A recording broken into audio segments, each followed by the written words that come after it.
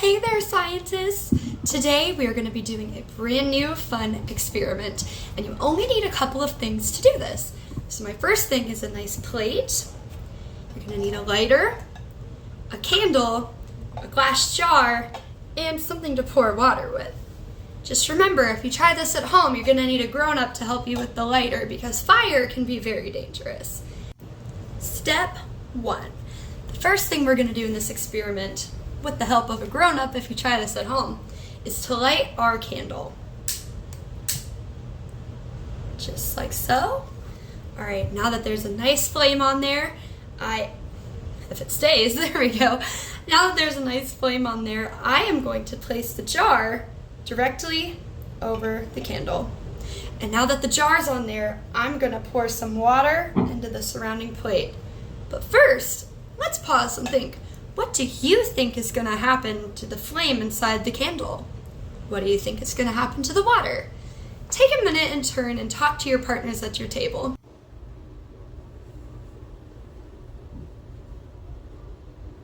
All right, scientists, let's see what happens. Adding the water now.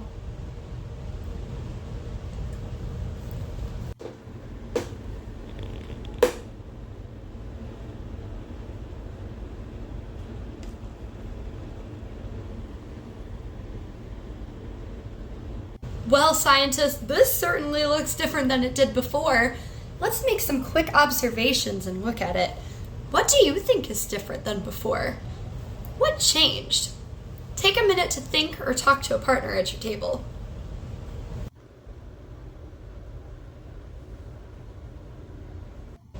I heard some great discussions going on in the room, and one thing that a lot of friends noticed is that our water in the jar, as you can see, went from the plate and up into the jar. How did that happen? And it also looks like our flame inside is totally gone. There's no fire anymore. All right, friends, now that you've had a minute, let's talk about what actually happened. So if you remember when this candle here had a flame on it, well, basically that flame feeds off of oxygen.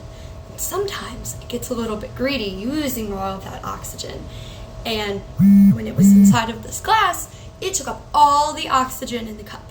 Now, when the water was added to the outside, there's a little something that we call atmospheric pressure.